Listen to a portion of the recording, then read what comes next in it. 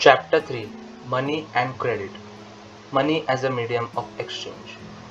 The use of money spans a very large part of our everyday life. Look around you, and you would easily be able to identify several transactions involving money in any single day. Can you make a list of these? In many of these transactions, goods are being bought and sold with the use of money. In some of these transactions, services are being exchanged with money. For some, there might not be any actual transfer of money taking place now, but a promise to pay money later. Have you ever wondered why transactions are made in money? The reason is simple. A person holding money can easily exchange it for any commodity or service that he or she might want. Thus, everyone prefers to receive payments in money and then exchange the money for things that they want. Take the case of a shoe manufacturer. He wants to sell shoes in the market and buy wheat. The shoe manufacturer will first exchange shoes that he has produced for money and then exchange the money for wheat. Imagine how much more difficult it would be if the shoe manufacturer had to directly exchange shoes for wheat without the use of money. He would have to look for a wheat growing farmer who not only wants to sell wheat but also wants to buy the shoes in exchange. That is, both parties have to agree to sell and buy each other's commodities. This is known as double coincidence of wants. What a person desires to sell is exactly the other wishes to buy. In the barter system, where goods are directly exchanged without the use of money, double coincidence of wants is an essential feature. In contrast, in any economy where money is in use, money by providing the crucial intermediate step eliminates the need for double coincidence of wants. It is no longer necessary for the shoe manufacturer to look for a farmer who will buy his shoes and at the same time sell him wheat. All he has to do is find a buyer for his shoes. Once he has exchanged his shoes for money, he can purchase wheat or any other commodity in the market. Since money acts as an intermediate in the exchange process, it is called a medium of exchange. Modern forms of money. We have seen that money is something that can act as a medium of exchange in transactions. Before the introduction of coins, a variety of objects was used as money.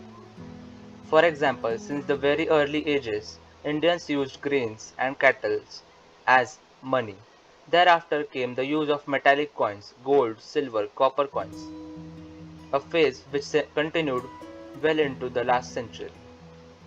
Currency. Modern forms of money include currency, paper notes and coins. Unlike the things that were used as money earlier, modern currency is not made of precious metals such as gold, silver and copper. And unlike grain and cattle, they are neither of everyday use. The modern currency is without any use of its own. Then why is it accepted as a medium of exchange? It is accepted as a medium of exchange because the currency is authorized by the government of the country. In India, the Reserve Bank of India issues currency notes on behalf of the central government. As per Indian law, no other individual or organization is allowed to issue currency. Moreover, the law legislates the use of rupee as a medium of payment that cannot be refused in settling transactions in India. No individual in India can legally refuse a payment made in rupees. Hence, the rupee is widely accepted as a medium of exchange. Deposits with banks. The other form in which people hold money is as deposits with banks. At a point of time, people need only some currency for their day-to-day needs. For instance, workers who receive their salaries at the end of each month have extra cash at the beginning of the month. What do people do with this extra cash? They deposit it with the banks by opening a bank account in their name. Banks accept the deposits and also pay an amount as interest on the deposits. In this way, people's money is safe with the banks and it earns an amount as interest. People also have the provisions to withdraw the money as and when they require. since the deposits in bank accounts can be withdrawn on demand. These deposits are called demand deposits. Demand deposits offer another interesting facility. It is the facility which lends it the essential characteristics of money, that of a medium of exchange. You would have heard of payments being made by checks instead of cash. For payment through check, the payer who has an account with the bank makes out a check for a specific amount. A check is a paper instructing the bank to pay a specific amount from the person's account to the person in whose name the check has been issued. Thus, we see that demand deposits share the essential features of money. The facility of checks against demand deposits make it possible to directly settle payments without the use of cash.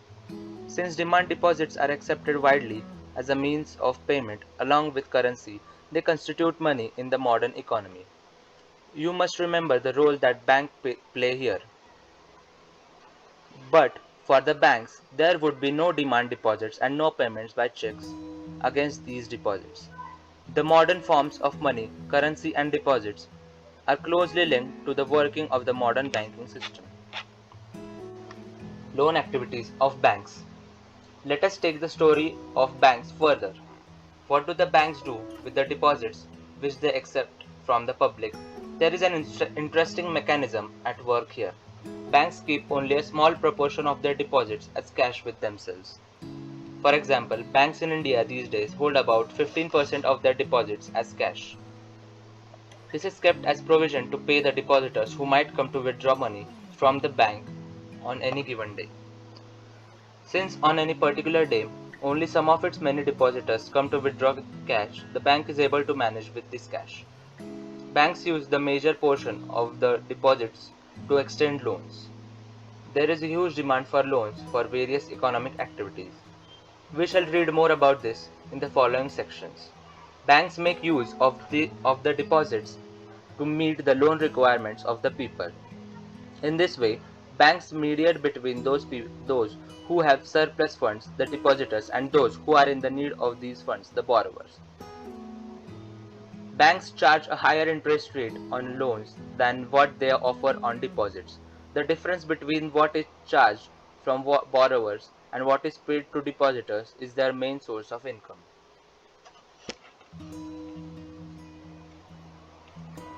Two different credit situations. A large number of transactions in our day-to-day activities involve credit in some form or the other. Credit loan refers to an agreement in which the lender supplies the borrower with money, goods or services in return for the promise of future payment. Let us see how credit works through the following two examples. First, festival season. It is festival season 2 months from now and the shoe manufacturer Salim has received an order from a large trader in town for 3,000 pairs of shoes to be delivered in a month's time. To complete production on time, Salim has to hire a few more workers for stitching and pasting work. He has to purchase the raw materials. To meet these expenses, Salim obtains loans from two sources. First, he asks the leather supplier to supply leather now and promises to pay him later. Second, he obtains loan in cash from the large trader as advance payment for 1,000 pairs of shoes with a promise to deliver the whole order by the end of the month. At the end of the month, Salim is able to deliver the order, make a good profit and repay the money that he had borrowed. In this case, Salim obtains credit to meet the working capital needs of production. The credit helps him to meet the ongoing expenses of production, complete production on time, and thereby increase his earnings. Credit therefore plays a vital and positive role in this situation. Second, Swapna's problem. Swapna, a small farmer, grows groundnut on her 3 acres of land. She takes a loan from the moneylender to meet the expenses of cultivation. Hoping that her harvest would help repay the loan, midway through the season, the crop is hit by pests and the crop fails. Though Swapna sprays her crop with expensive pesticides, it makes little difference. She is unable to repay the moneylender and the debt grows over the year into a large amount. Next year, Swapna takes a fresh loan for cultivation. It is a normal crop this year, but the earnings are not enough to cover the old loan. She is caught in debt. She has to sell a part of the land to pay off the debt. In rural areas, the main demand for credit is for crop production. Crop production involves the considerable costs of seeds, fertilizers, pesticides, water, electricity, repair of equipment, etc. There is a minimum stretch of 3 to 4 months between the time when the farmers buy these inputs and when they sell the crop. Farmers usually take crop loans at the beginning of the season and repay the loan after harvest. Repayment of the loan is crucially dependent on the income from farming.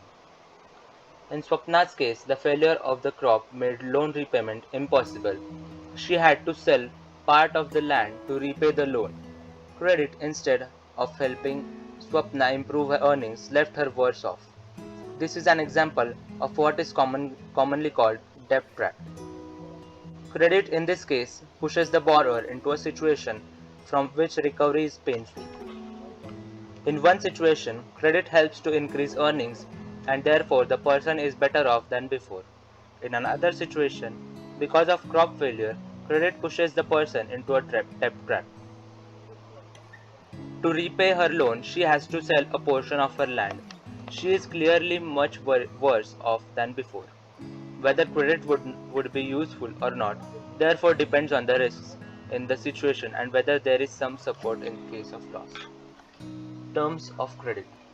Every loan agreement specifies an interest rate which the borrower must pay to lender along with the repayment of the principal.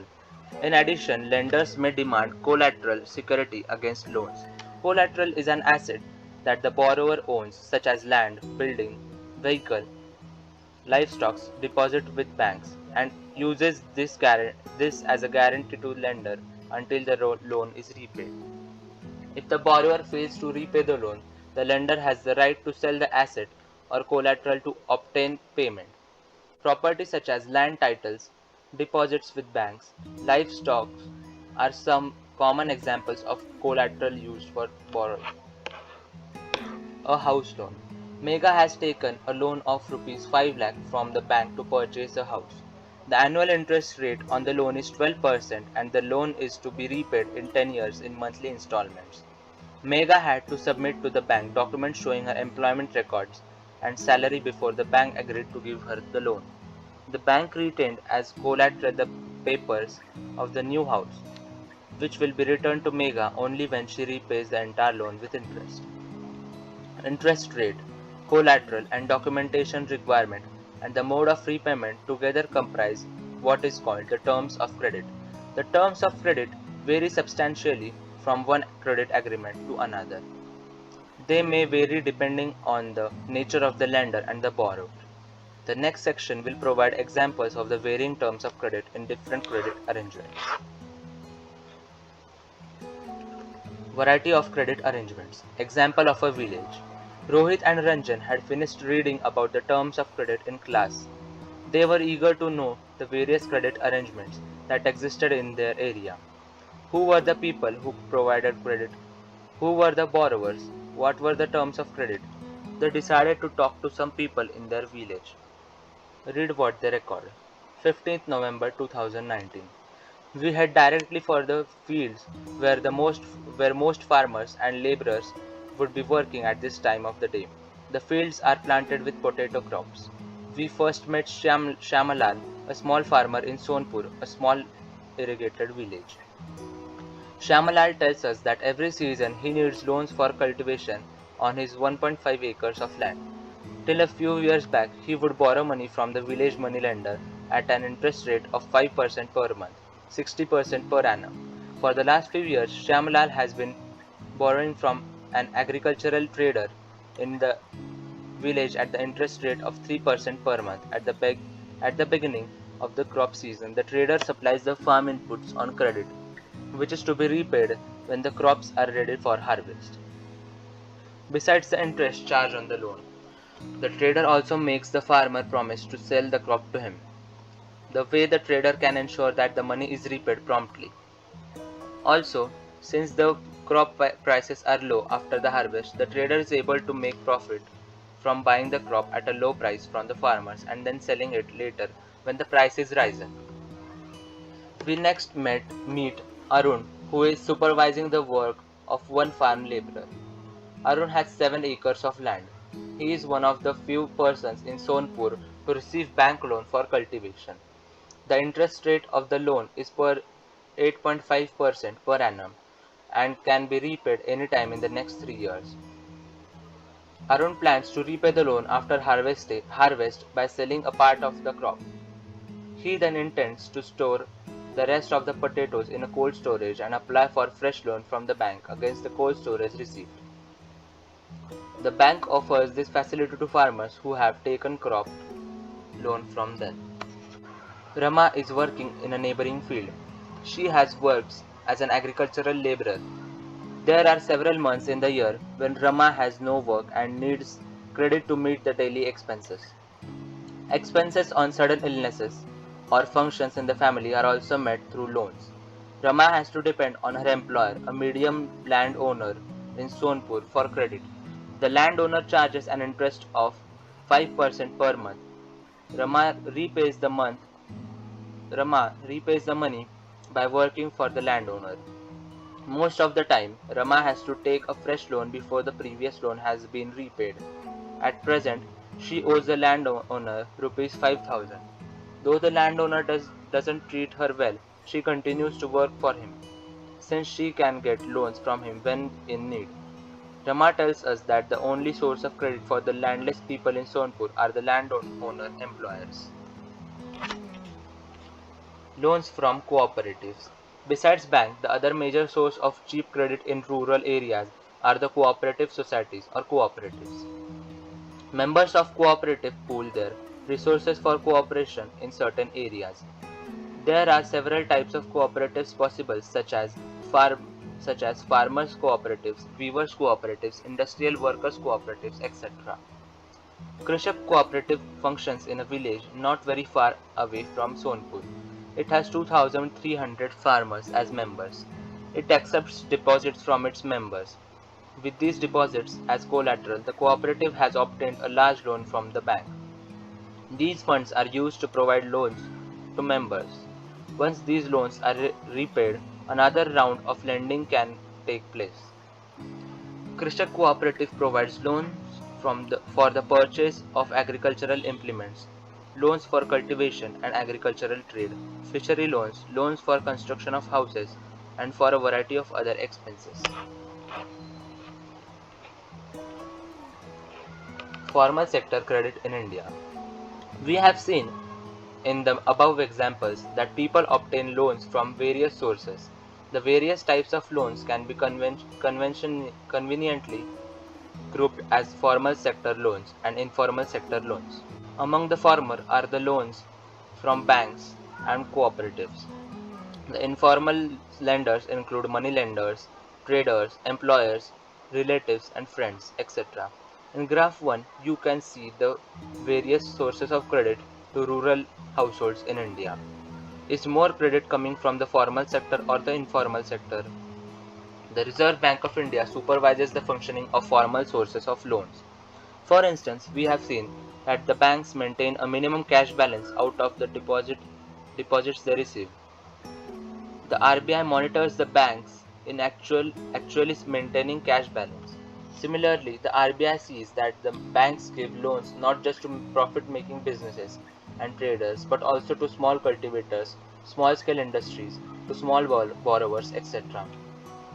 Periodically, banks have to submit information to the RBI on how much they are lending to whom, at what interest rate, etc. There is no organization which supervises the credit activities of lenders in informal sectors. They can lend whatever interest rate they choose. There is no one to stop them from using unfair means to get their money back. Compared to the formal lenders, most of the informal lenders charge a much higher interest on loans. Thus, the cost to borrower of informal loans is much higher.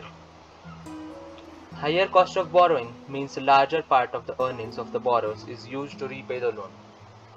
Hence, borrowers have less income left for themselves, as we saw for Shyamalal in Sonpur.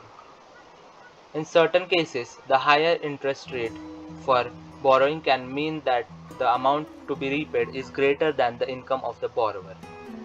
This could lead to increasing debt, as we saw for Rama in Sonpur, and debt trap.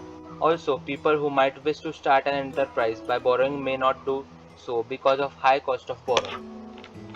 For these reasons, banks and cooperative societies need to lend more. This would lead to higher incomes and many people could then borrow cheaply for a variety of needs. They could grow crops, do businesses, set up small scale industries, etc. They could set up new industries or trade in goods. Cheap and affordable credit is crucial for the country's development. Formal and informal credit. Who gets what? Graph 2 shows the importance of formal and informal sources of credit for the people in urban areas. The people are divided into four groups, from poor to rich, as shown in the figure. You can see that 85% of the loans taken by poor households in the urban areas are from the informal sources. Compare this with the rich urban households. What do you find? Only 10% of their loans are from informal sources, while 90% are from formal sources. A similar pattern is also found in rural areas. The rich households are availing cheap credit from formal lenders, whereas the poor households have to pay a large amount for borrowing. What does all this suggest? First, the formal sector still meets only about half of the total credit needs of the rural people. The remaining credit needs are met from informal sector sources. Most loans from informal lenders carry a very high interest rate and do little to increase the income of the borrowers. Thus, it is necessary that banks and cooperatives increase their lending, particularly in the rural areas, so that the dependence on informal sources of credit reduces. Secondly, while formal sector loans need to expand, it is also necessary that everyone receive these loans. At present, it is the richer households who receive formal credit, whereas the poor have to depend on the informal sources. It is important that the formal credit is distributed more equally so that the poor can benefit from the cheaper loans. Self-help groups for the poor. In the previous section, we have seen that poor households are still dependent on informal sources of credit. Why is it so? Banks are not present everywhere in rural India. Even when they are present, getting a loan from a bank is much more difficult than taking a loan from informal sources. As we saw for Megha, bank loans require proper documents and collateral. Absence of collateral is one of the major reasons which prevents the poor from getting bank loans. Informal lenders, such as money lenders, on the other hand, know the borrowers personally and hence are often willing to give loan without collateral. The borrowers can, if necessary, approach the money lenders even without repaying their earlier loans. However, the money lenders charge very high rates of interest, keep no records of the transaction and harass the poor borrowers. In the recent years, people have tried out some newer ways of providing loans to the poor. The idea is to organize rural poor, in particular women, into small self-help groups (SHGs) and collect their savings. A typical SHG has 15 to 20 members, usually belonging to one neighborhood, who meet and save regularly. Saving per member varies from Rs 25 to Rs 100 or more, depending on the ability of the people to save. Members can take small loans from the group itself to meet their needs. The group charges interest on these loans, but this is still less than what the money lenders charge.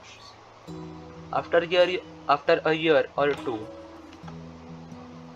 if the group is regular in savings, it becomes eligible for availing loan from the bank. Loan is sanctioned in the name of the group and is meant to create self-employment opportunities for the members.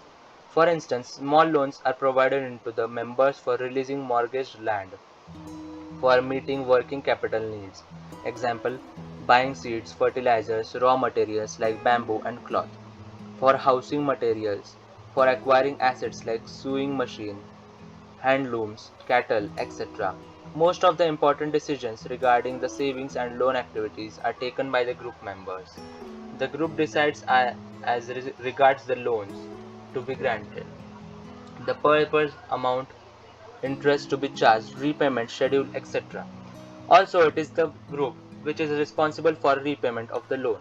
Any case of non-repayment of loan by any one member is followed up seriously by other members in the group. Because of this feature, banks are willing to lend to the poor women when organized in SHGs, even though they have no collateral as such. Thus, the SHG help borrowers overcome the problem of lack of collateral. They can get timely loans for a variety of purposes and at a reasonable interest rate. Moreover, SHGs are the building blocks of organization of the rural poor. Not only does it help women to become financially self-reliant, the regular meetings of the group provide a platform to discuss and act on a variety of social issues such as health, nutrition, domestic violence, etc. Grameen Bank of Bangladesh. Grameen Bank of Bangladesh is one of the biggest success stories in reaching the poor to meet their credit needs at reasonable rates. Started in 1970s as a small project, Grameen Bank in 2018 had over 9 million members in about 81,600 villages spread across Bangladesh. Almost all of the borrowers are women and belong to poorest sections of the society. These borrowers have proved that not only are poor women reliable borrowers, but they can start and run a variety of income generating activities successfully. Summing up, in this chapter we have looked at the modern forms of the money and how they are linked with the banking system. On one side there are the depositors who keep their money in the banks, and on the other side there are borrowers who take the loans from banks. Economic activities require loans or credit. Credit, as we saw, can have a positive impact or in certain situations make the borrower worse off. Credit is available from a variety of sources. These can be either formal sources or informal sources. Terms of credit vary substantially between formal and informal lenders. At present, it is the richer households who receive credit from the formal sources, whereas the poor have to depend on the informal sources. It is essential that the total formal sector credit increases so that the dependence on the more expensive informal credit becomes less. Also, the poor should get a much greater share of formal loans from banks, cooperative societies, etc. Both these steps are important for development. Thank you.